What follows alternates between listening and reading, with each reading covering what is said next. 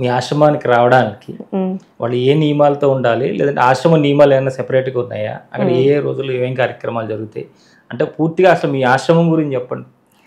ఆశ్రమం గురించి చెప్పాలంటే 98 జూలై 4వ తారీఖు సముద్ర పొడ్డున అండి మాస్టర్ గారు సముద్ర తీరాన్ని కావాలని అడిగారు.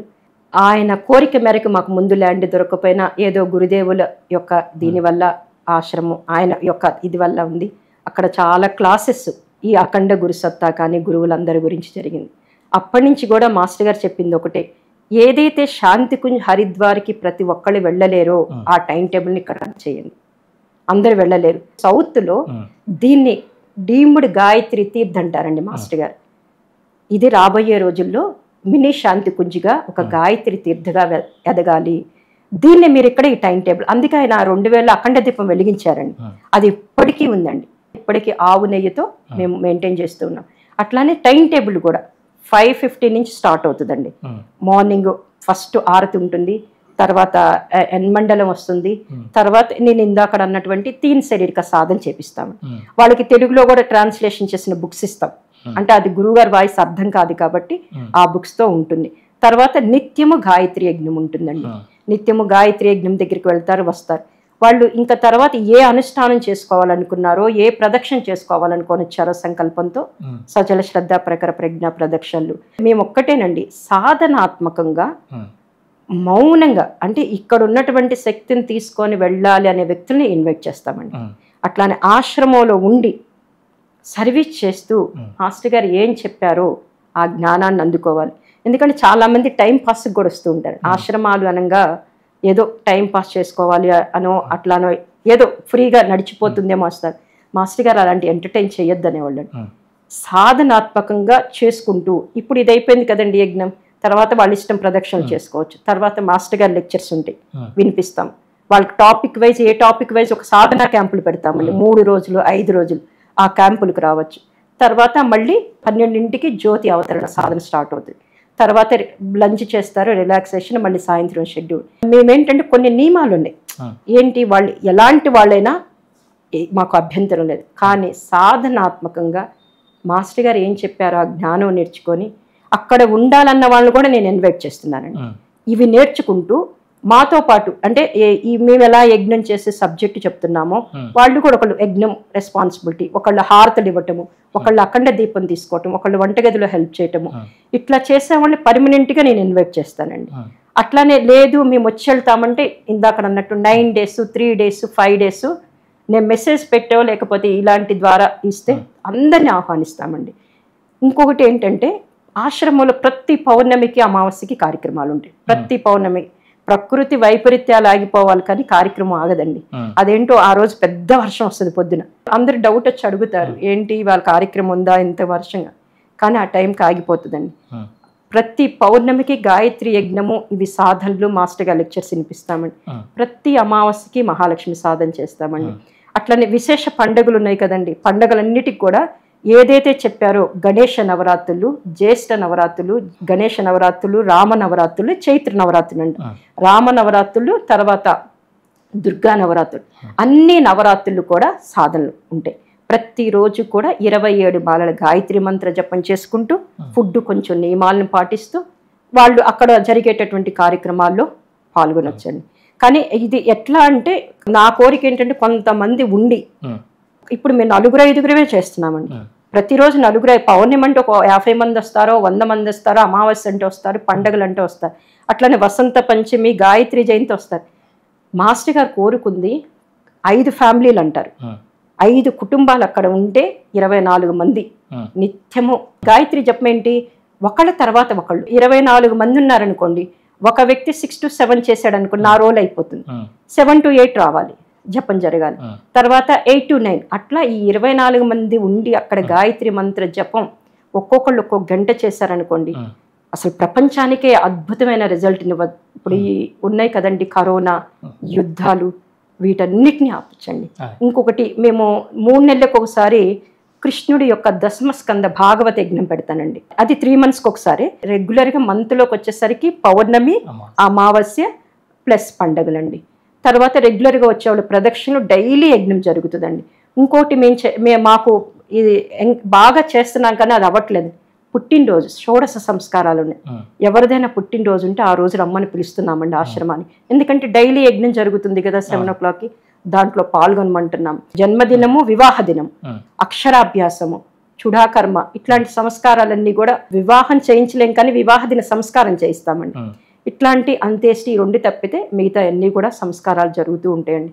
వీటినన్నిటినీ కూడా మీరు ఆశ్రమంలో ఉండి దాంట్లో పాల్గొనొచ్చు, లేకపోతే వచ్చి వెళ్తూ ఉండొచ్చండి.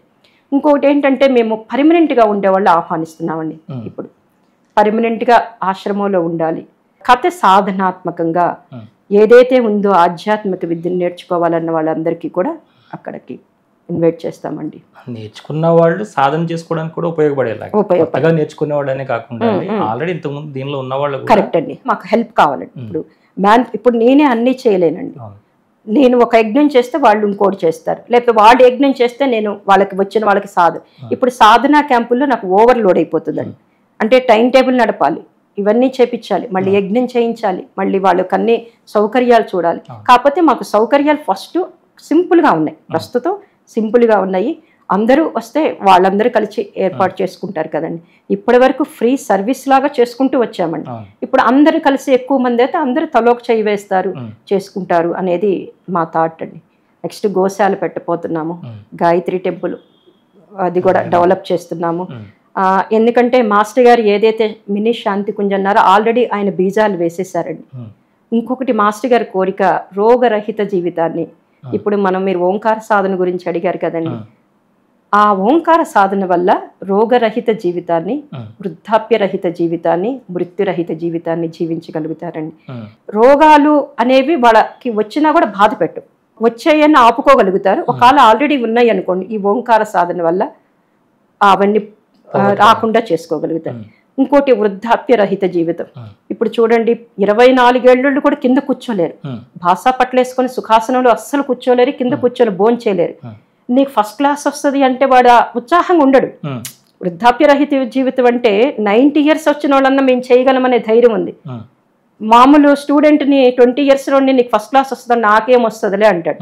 అదే మీరు ఒక పొలిటీషియన్ తీసుకోండి, ఎంత యాక్టివ్గా ఉంటారు వాళ్ళు. 70 ఏళ్ళైనా 90 ఏళ్ళైనా వాళ్ళు చాలా యాక్టివ్గా మేము ఇంకా పిఎం అవ్వాలను, సీఎం పెద్ద పోస్ట్కి వెళ్ళాలను యాక్టివ్గా వర్క్ చేస్తారండి. అది అండి మాస్టర్ గారు చెప్పేది, వృద్ధాప్య రహిత జీవితం. ముసలితనం పోగొట్టుకోండి, ఉత్సాహంతో శక్తితో పనిచేయండి, 70-80 years అయినా సరే. అది అండి వృద్ధాప్య రహిత జీవితం. మృత్యురహిత జీవితం అంటే రోగాలు వచ్చి రోగాలతో చనిపోకూడదు అనండి మాస్టర్ గారు అనేది. ఈ ఓంకార సాధన మటుకి అంటే మాకు తెలిసి కొంతమంది చేయలేకపోతున్నామండి. ఇప్పుడు నేనే ఉన్నాను, బయటకు వచ్చినప్పుడు చేయలేకపోతున్నాను. ఆశ్రమంలో ఉంటే చేస్తానండి. ప్రతిరోజు 2 సార్లు చేసిన వాళ్ళకి మటుకి నేను ఛాలెంజ్ అండి రాదండి. ఇప్పుడు నేను తెలిసి చేయలేకపోతే అనారోగ్యం వస్తే ఏం చేయలేదు, మృత్యు వస్తే ఏం చేయలేము. మృత్యురహిత జీవితం అంటే నేను ఒక ప్రణాళికతో భూమి మీదకి వచ్చాను, మాస్టర్ గారు ఏదో చెప్పారు, నేర్చుకున్నాను, చేశాను, అయిపోయింది. ఇంక ఈ శరీరంతో ఎక్కువ చేయలేను, చేయాల్సిన మొత్తం చేసేసాను. ఇక్కడ పని లేదు కాబట్టి కొత్త బాడీని తీసుకోవాలనుకుంటాను. దాన్ని తెలిసి చనిపోవటం మృత్యురహిత జీవితం. ఆ మృత్యురహిత జీవితంలో ఏంటి, మళ్ళీ ఎక్కడ పుట్టాలో తెలుసుకోవటం అండి. చనిపోవటమే కాదు, మళ్ళీ ఎక్కడ పుట్టాలి అనేది తెలుసుకోవటమే మృత్యురహిత జీవితం. ఈ 3 ఎక్కడుంటాయో దీన్నే మాస్టర్ గారు వైద్యాలయము, దేవాలయము, విద్యాలయం. ఏదైతే మనం రోగరహిత జీవితము, వృద్ధాప్యరహిత జీవితము, మృత్యురహిత జీవితం అంటున్నామో ఆ 3 ఒక చాట ఉంటే ఋషులు కోరుకున్నటువంటి ఏదైతే శంబళ అంటామో, మనం సప్త ఋషులు అంటామో, వీళ్ళ కోరికండి. మనిషి ఎప్పుడైతే వీటిని చెయ్యలేక మానవ జాతి డివైడెడ్ పార్ట్గా అయిపోయారో ఋషులు కూడా మానవ జాతి నుంచి దూరంగా వెళ్ళిపోయారండి. ఆ 3 ఒక చాట ఉండాలని ఋషుల యొక్క కోరిక అండి. అట్లానే గురుదేవులు మాస్టర్ గారు కూడా అదే కోరికండి. అందుకే వారు ఈ సైంటిఫిక్ స్పిరిచువలిజంతో పాటు వాళ్ళు ఫుడ్ గురించి చెప్పారండి మాస్టర్ గారు. ఫుడ్ ఎలా తినాలి, ఆసన ప్రాణాయామం ఎలా వేయాలి, అట్లానే ఈ ఓంకార సాధన, గాయత్రి మంత్ర జపము. ఆయన చెప్పనటువంటి సబ్జెక్ట్ లేదండి. ఇప్పుడు మనకి మిషన్ ఆర్కే గ్రూప్లోకి వెళ్ళి మనం ఏ టాపిక్ మీద కొడితే మాస్టర్ గారి అన్ని టాపిక్ వైజ్ వింటామండి. అట్లానే ఇప్పుడు చాలా మంది ఎక్కడెక్కడో మాస్టర్ గారిని చూడలేదు. మాస్టర్ గారిని చూడకపోయినా ఆయన లెక్చర్స్ విని చాలా మంది ఫాలోవర్స్ ఉన్నారండి. జస్ట్ ఆ ఆడియోస్ విని ఈ మిషన్ ఆర్కే గ్రూప్ నుంచి కానీ, ఈ యూట్యూబ్లో పెట్టే వాటిని గురించి కానీ, ఇట్లా చాలా మంది ఆయన వర్క్ చేస్తున్నారు, నియమాలు పాటిస్తున్నారండి. నాకు అనిపిస్తుంది మేము పాటించట్లేదు, వాళ్ళు అంటే మేము ఓంకార సాధన చేస్తున్నాము. నాకు మన శ్రీ సన్నిధి ఛానల్ ద్వారా 2 years క్రితం నేను ఇచ్చిన ఇంటర్వ్యూలో ఒకళ్ళు నాతో సింగపూర్లో ఉంటారండి, కనెక్ట్ అయ్యారు, ఆదిశేష్ గారని. వారు నాతో కనెక్ట్ అయ్యాక వెంటనే ఆశ్రమానికి వచ్చారండి. ఇక్కడి నుంచి మనకి వచ్చారు. వచ్చినప్పుడు ఆయన వాళ్ళ పాపకు ఒక హెల్త్ ప్రాబ్లం ఉందని వచ్చారు. హెల్త్ ప్రాబ్లం ఉందని వస్తే నేను ఇట్లా అని ఇది చేయండి అని చెప్పాను. ఆయన మాస్టర్ గారు లెక్చర్స్ విని నేను చెప్పలేదు. 2 years నుంచి ఆయన ఇంట్లో ప్రతిరోజు నిత్యాగ్నిహోత్రం చేసుకుంటారండి. ఏమీ తెలియని వ్యక్తి, జస్ట్ లెక్చర్స్ విని ఎలా చేసుకోవాలో చేసుకుంటారు.